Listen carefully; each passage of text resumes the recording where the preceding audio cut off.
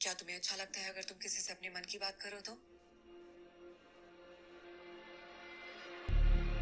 कहानी की शुरुआत होती है एक ऐसी सिटी से जो एक्चुअल में एग्जिस्ट ही नहीं करती, लेकिन डीसी लवर्स को उस सिटी से बहुत प्यार है और उसका नाम है गॉथम। जहां हमें आर्थर यानी हमारे जोकर को दिखाया जाता है जो कि एक कंपनी के लिए एडवर्टीजमेंट कर रहा होता है और उसी दौरान वहां पर कुछ शैतान बच्चे आकर उसका बोर्ड छीनकर भाग जाते हैं, जिसके बाद आर्थर भी उनका पीछा करता है, लेकिन वो शैतान बच्चे उसका बोर्ड तोड़ देते हैं और मिलकर के उसको मारते भी हैं। दरअसल गॉथम सिटी की हालत बहुत ज्यादा खराब है, वहां पर जॉब्स की कमी है, अच्छी लिविंग नहीं है और साथ के साथ क्राइम रेट भी बहुत ज्यादा बढ़ चुका है। इसके बाद हमें आर्थर को दिखाया जाता है जो कि एक साइकेट्रिस्ट के पास बैठकर जोर जोर से हंस रहा होता है।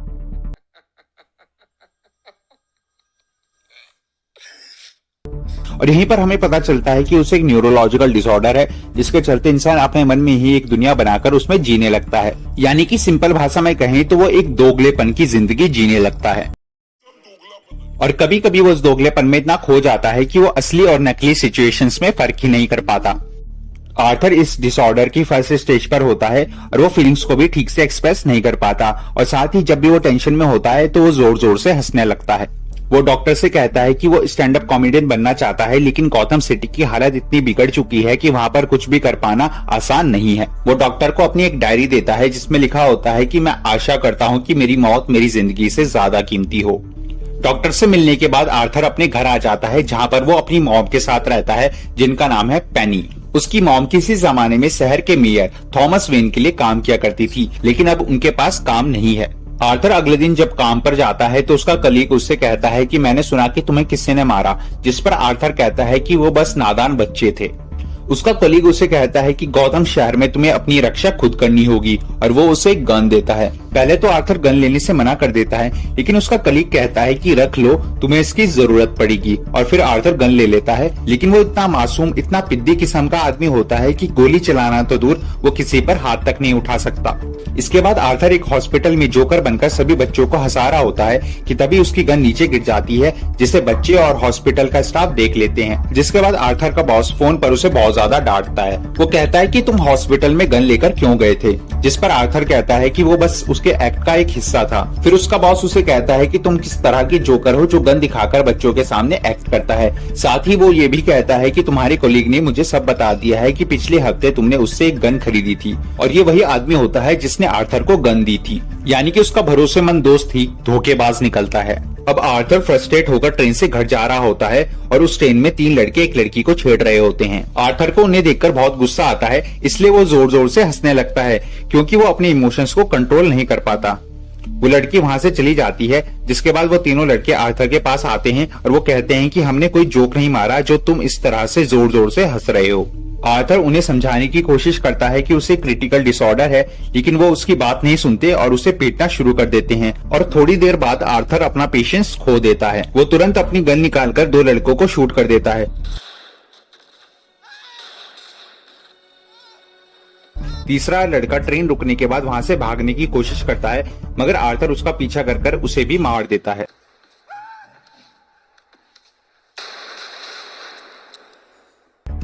इन तीनों को मारने के बाद आर्थर का दिमाग पूरी तरह से शांत हो जाता है, लेकिन डर के मारे वो वहां से भागकर एक पब्लिक टॉयलेट में जाकर डांस करने लगता है। यानी कि वो फिर से अपने दोगलेपन की दुनिया में खो चुका है। यहाँ पर आर्थर की जिंदगी का टर्निंग पॉइंट आता है, वो टर्निंग पॉइंट जिसने आर्थर को एक मुजरिम बना दिया। इसके बाद आर्थर अपनी नेबर सोफी के पास जाता है, जिसे वो बहुत ज्यादा लाइक करता है और वो भी उसे बहुत ज्यादा लाइक करती है। वो एक सिंगल मदर होती है। आर्थर उससे अपना प्यार का इजहार करता है और उसके साथ थोड़ा टाइम स्पेंड करता है। अब हमें टीवी पर थॉमस वेन का इंटरव्यू दिखाया जाता है, जिसमें वो उन 3 लोगों के मर्डर के बारे में बात कर रहे होते हैं जिनको आर्थर ने मार दिया था। वो कहते हैं कि वो तीनों सक्सेसफुल और अच्छे लोग थे जो कि उन्हीं की कंपनी में काम किया करते थे, लेकिन लोग उन तीनों के कातिल के खिलाफ होने के बजाय उसी को सपोर्ट करने लगते हैं क्योंकि गौतम शहर में गरीब लोग अमीरों के खिलाफ हो चुके होते हैं। अगले दिन आर्थर साइकेट्रिस्ट से मिलने जाता है जो कहती है कि सरकार ने हमारे काम की फंडिंग को बंद कर दिया है, जिस वजह से वो आर्थर की ट्रीटमेंट और उसकी मेडिसिन को प्रोवाइड नहीं करा पाएंगे।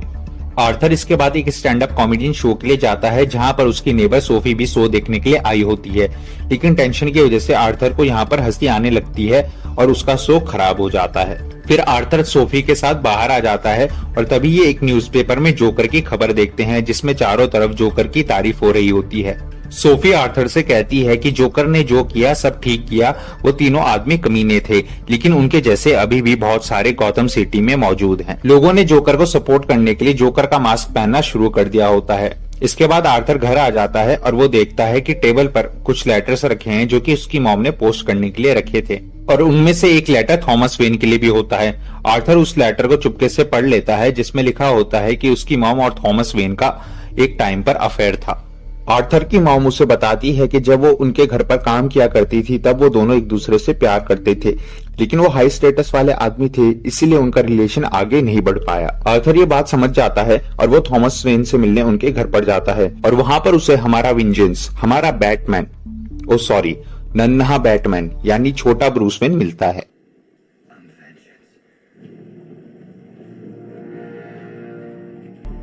आर्थर जोकर बनकर ब्रूस वेन को हंसा रहा होता है कि वहां पर तभी एल्फ्रेड आ जाता है, जो कि आर्थर को वहां से जाने के लिए कहता है।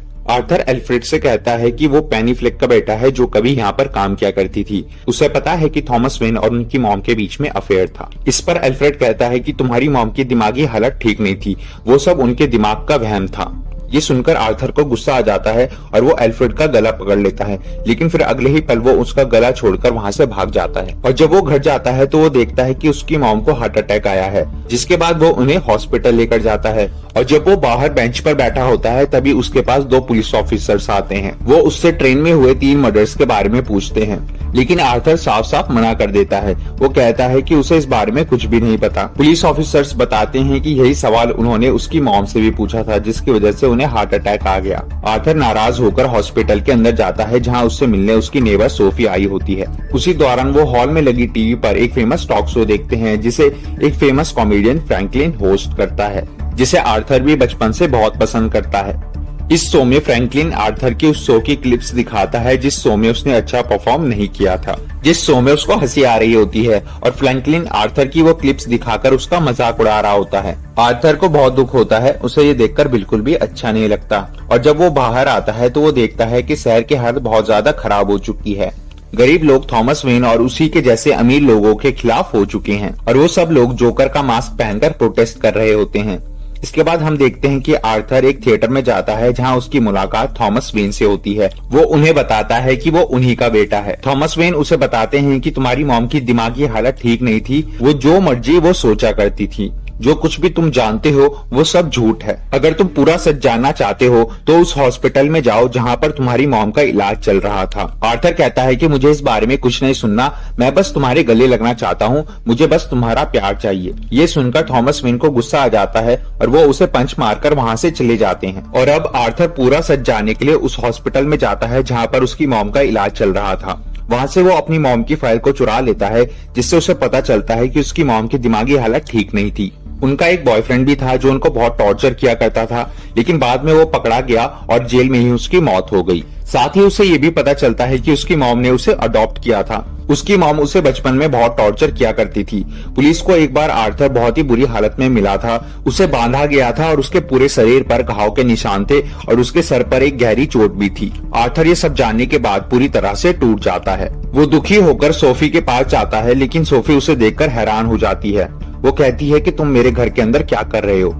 यहाँ पर हमें पता चलता है कि सोफी कभी आर्थर से प्यार करती ही नहीं थी, वो बस उसके दिमाग का एक वहम था, यानी कि वो पूरी तरह से अपने दोगलेपन की जिंदगी में जी रहा था। सोफी उसे अपने घर से निकाल देती है और अब आर्थर पूरी तरह से टूट जाता है, उसकी दिमागी हालत पूरी तरह से खराब हो जाती है। वो हॉस्पिटल जाता है और अपनी मॉम का गला एक पिल्लो की मदद से दबाकर उनको मार देता है। अगले दिन आर्थर सूट वूट पहनकर रेडी हो रहा होता है, क्योंकि उसे आज उस टॉक शो में जाना होता है जिसमें फ्रैंकलिन ने उसके क्लिप्स दिखाकर उसका मजाक उड़ाया था। दरअसल वो शो बहुत ज्यादा फेमस हो गया था और इसीलिए आर्थर को आज वहाँ पर इनवाइट किया गया है। जब वो तैयार हो रहा होता है तभी वहाँ पर उसके साथ काम करने वाले 2 साथी आते हैं। उनमें से एक वही आदमी होता है जिसने आर्थर को गन दी थी और आर्थर उसे देखते ही उसे जान से मार देता है, लेकिन वो अपने दूसरे कलीग को छोड़ देता है क्योंकि वो उसके साथ हमेशा अच्छा बर्ताव करता था। आर्थर अब पूरी तरह से जोकर के गेटअप में आ जाता है और वो नाचते गाते हुए सीढ़ियों से नीचे उतर रहा होता है कि तभी वहाँ पर वो 2 पुलिस ऑफिसर्स आ जाते हैं जिन्होंने पहले आर्थर को इन्वेस्टिगेट किया था। वो उसे रुकने के लिए कहते हैं, लेकिन आर्थर वहाँ से भाग जाता है। वो दोनों पुलिस ऑफिसर्स आर्थर का पीछा करते हैं, लेकिन आर्थर भागते हुए एक ट्रेन में चढ़ जाता है, जिसके बाद वो दोनों पुलिस ऑफिसर्स भी आर्थर का पीछा करते हुए ट्रेन में चढ़ जाते हैं।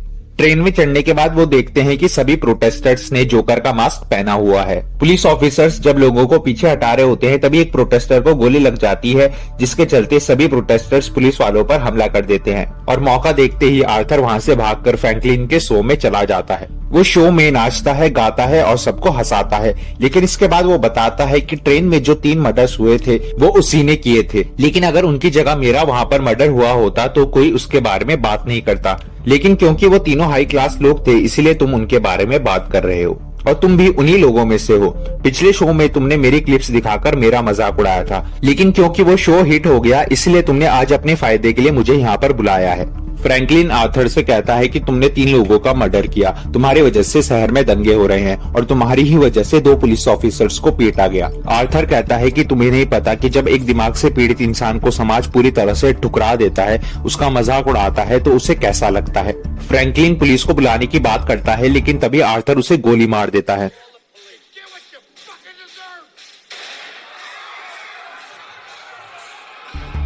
इसके बाद पुलिस आर्थर को ले जा रही होती है कि तभी कुछ प्रोटेस्टर्स पुलिस की गाड़ी पर एम्बुलेंस से टक्कर मार देते हैं, जिससे पुलिस की गाड़ी पलट जाती है और वो आर्थर को बाहर निकालते हैं। और इसके बाद आर्थर गाड़ी के ऊपर खड़ा होकर जोकर वाला डांस करता है और बाकी सभी लोग उसे प्रेस कर रहे होते हैं।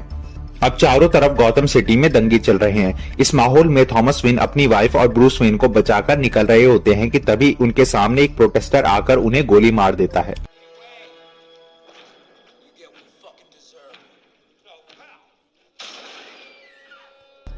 अंत में हमें दिखाया जाता है कि आर्थर एक मेंटल हॉस्पिटल में बैठकर जोर जोर से हंस रहा होता है। उसके सामने साइकियाट्रिस्ट बैठी होती है जो उससे पूछती है कि तुम ऐसे क्यों हंस रहे हो, लेकिन आर्थर उसे मारने के बाद वहां से चला जाता है। और इसी के साथ ये मूवी यहीं पर खत्म हो जाती है।